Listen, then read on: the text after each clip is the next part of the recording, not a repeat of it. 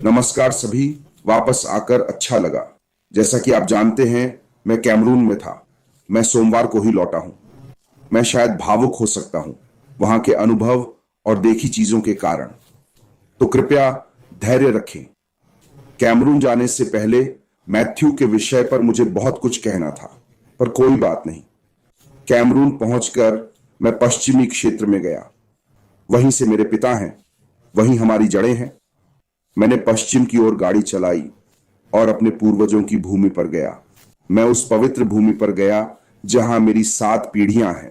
मैंने घुटने टेक कर हम सब के लिए प्रार्थना की।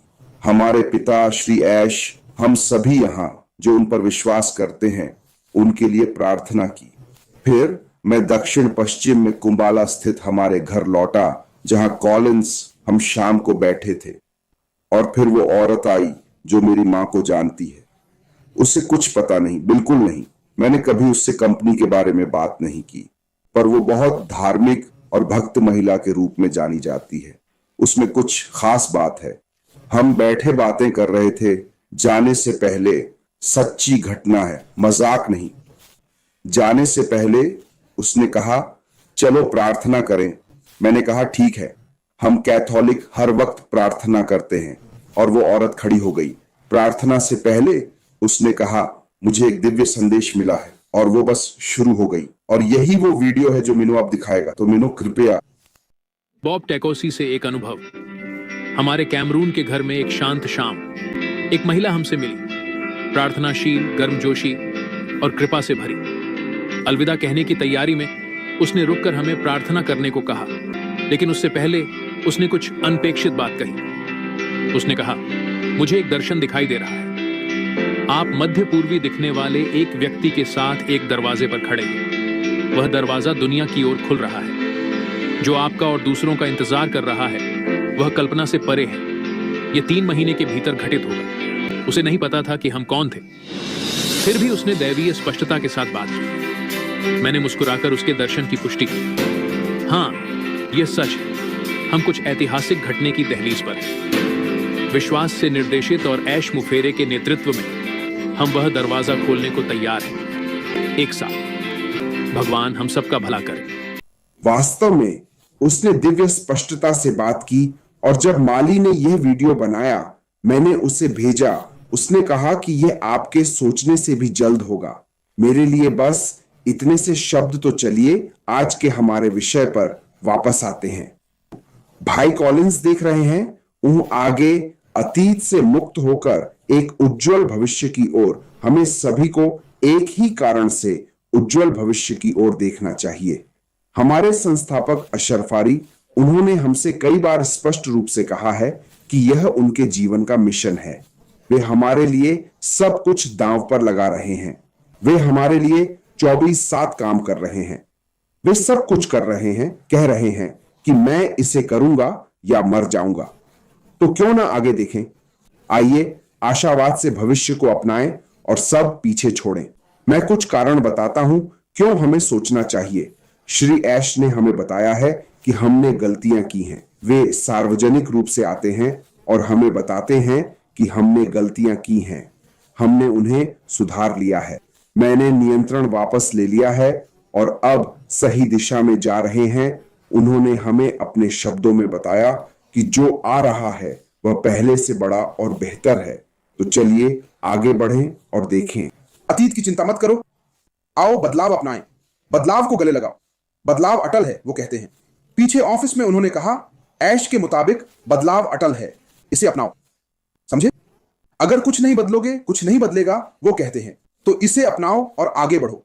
बदलाव अपनाओ और आगे बढ़ो। एक मशहूर कहावत है, जब आप बार बार एक ही काम करके अलग नतीजे की उम्मीद करते हैं तो आप क्या हैं? अगर बार बार एक ही काम करो, अलग नतीजे की उम्मीद करो, ये किसकी परिभाषा है? मूर्खता की, है ना? इसलिए हम बदलाव अपनाते हैं। वो बदल रहा है अलग नतीजे के लिए, और वो नतीजा करीब है दोस्तों। चलो जैसे यहां हैं वैसे ही रहें। खुद को सकारात्मकता से घेरे। उन लोगों से जुड़े जो हमारा साथ देते हैं। हर 15 दिन में इस वेबिनार में आए, जहां हम आपके अंदर की आग जगाते हैं। ऐसे लोग खोजें जो आपका, हमारा और हमारे संस्थापक श्री ऐश का समर्थन करते हैं। ऐश, आगे बढ़ते समय हम यही करते हैं। अतीत को भूल जाओ, आप इसे बदल नहीं सकते, बीती बात है। वह हर संभव प्रयास कर रहा है ताकि इस बार जब हम निकलें तो कोई हमें न रोक सके। जैसा मैंने और भाई ने कहा, हमें कोई नहीं रोक सकता। अपना और एक दूसरे का ख्याल रखें। हमें अपने शारीरिक और मानसिक स्वास्थ्य का ध्यान रखना चाहिए। व्यायाम करें, जिम जाएं। हमारा मानसिक स्वास्थ्य भी बहुत महत्वपूर्ण है। हम स्वस्थ रहना चाहते हैं ताकि आगे बढ़कर हम जीवन का पूरा आनंद ले सकें।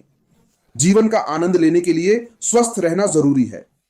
यही मेरा मानना है जब हम आगे बढ़ने की बात करते हैं। पीछे मत अटको, आगे बढ़ो। आप जानते हैं वो लंगर जो फेंका जाता है जहाज पर, जहाज को स्थिर रखने के लिए। नहीं, इसे छोड़ दें, क्योंकि हम आगे बढ़ रहे हैं। हमारे पास एक ऐसा व्यक्ति है जिसने हमारे लिए अपना जीवन समर्पित किया है। उनका मिशन दैवीय रूप से स्वीकृत है, जैसा कि हम चारों ओर देखते हैं। यह एक दिव्य मिशन है। हम बस इस कृपा के लाभार्थी हैं। यह एक ऐसी कृपा है जिसे हम कभी चुका नहीं सकते। हम केवल अपने संस्थापक के उद्देश्य को पूरा करके ही इसे लौटा सकते हैं। कैमरून में भी दोस्तों, वे आगे देख रहे हैं। मैं वहां 2 हफ्ते रहा। जैसा कि मैंने कहा, मैं पश्चिम गया, अपने गांव गया, फिर बामेंडा, कॉलिंस में उत्तर पश्चिम गया। जैसे ही मैं स्टेशन की पहाड़ी से उतरा, मुझे नीचे बामेंडा का विशाल शहर दिखा। और जैसे जैसे मैं पहाड़ी से उतरा, मैं शहर में प्रवेश किया। आप एक लचीले और सहनशील शहर को देख सकते थे। जिस लचीलेपन और सहन शक्ति की हम बात कर रहे हैं, मैंने उसे लोगों में देखा। स्नातकों वाला पूरा शहर। जैसे मार्टी ने कहा, आप ऐसे लोगों की बात कर रहे हैं जिनके पास कैमरून, सबसे पहले जैसा कि हम जानते हैं, कैमरून की साक्षरता दर बहुत ऊंची है। 2022-23 तक हम लगभग 80% पर पहुंच गए हैं। मुझे लगता है साक्षरता में सिर्फ घाना और केन्या कैमरून से आगे हो सकते हैं। तो हर कोई शिक्षित है। वे उच्च शिक्षित और सुसंस्कृत हैं, लेकिन खासकर पुरुषों के लिए कुछ नहीं है। वे बाइक चला रहे हैं। वे शहर में टैक्सी की जगह बाइक का इस्तेमाल करते हैं। आप देखेंगे एक बाइक पर पीछे 4 लोग बैठे हुए। इसी तरह वे अपनी आमदनी कमाते हैं। पर इन लोगों से बात करें तो प्रतिभा की बर्बादी दिखती है। तो मैंने बात की। मैं कुछ उत्साही और ऊर्जावान संस्थापकों से मिला। वे आगे बढ़ रहे हैं। उन्हें अतीत की परवाह नहीं है। उनमें से कई, बहुत सारे लोग आगे बढ़ रहे हैं। वे हम पर भरोसा करते हैं। वे मार्टी और क्रिस को देखते हैं। वे सबको देखते हैं। मेरे वीडियो, ओटेप प्रोस, हीरोज, वे इसे धार्मिक रूप से फॉलो करते हैं। मुझे यकीन है कुछ लोग अभी भी मुझे सुन रहे होंगे। तो वे कैमरून में भी आगे बढ़ रहे हैं। पर मेरे लिए सबसे खास एक कहानी थी। एक युवक जो हमारे साथ था। वह युवक मेरे दोस्त का भतीजा था, जिसके साथ मैं कैमरून गया था। उसका नाम रेमा है, रेमा नंगा। वह 25 साल का है। उसके पास पहले से ही मार्केटिंग में मास्टर्स डिग्री है। जब मैंने उसे देखा तो मुझे 35 साल पहले का अपना रूप दिखा, आशाहीन एक वादा। पर मैंने उससे बात की, उसे भविष्य का विवरण दिया। फिर मैंने उसे एक चाल चली। मैंने उस पर एक क्लासिक चाल चली। मैंने उसे बड़े सपने देखने को कहा। मैंने कहा, बड़े सपने देखो। मैंने कहा, नहीं, अपने सपनों को और बड़ा करो। फिर मैंने कहा, अपने सपनों को पलटो और बढ़ाओ, चाहे वे कितने भी बड़े हों। मैंने पूछा, जानते हो मुझे यह किसने बताया? वो इस कंपनी के संस्थापक हैं जिसके बारे में मैं बता रहा हूं। एक ऐसी व्यवस्था जो सबके लिए है ताकि हर कोई आए और सफल हो। जैसे ही मैंने ये कहा, उसकी आंखों से आंसू बहने लगे। कच्ची भावनाएं। उसकी नाक पर थोड़ी सी नाक बह रही थी। मैंने उसे कहा कि सब ठीक हो जाएगा। मैंने कहा, हम ठीक हैं, जैसा मेरे भाई ओलिवर फोंटेरा कह रहे थे। मैंने कहा, हम ठीक है, और उसे वो उम्मीद दी। मैंने कहा, उम्मीद आ रही है और सैकड़ों लोग हैं, भाई माइक, क्रिस और डायना। आशा है आप आएंगे। चलो कैमरून चलें भाई क्रिस, कृपया। आप आशाहीन वादे देखेंगे और उनके लिए यह व्यवस्था तैयार की जा रही है। और यह सिर्फ कैमरून में नहीं, पूरे अफ्रीका में है दोस्तों। यह पूरे अफ्रीका में आम बात है। युवा पुरुष, महिलाएं सड़कों पर उतर आई हैं, आसान रास्ता अपनाया है। लेकिन पुरुषों के लिए कोई रास्ता नहीं। वे देश भर में बाइक चला रहे हैं। योग्य लोग, यह लड़का, हमारा बेटा रीमा, अगर उसे अमेरिका भेज दें तो वह कुछ भी बन सकता है। और ऐसे लोग पूरे अफ्रीका में हैं।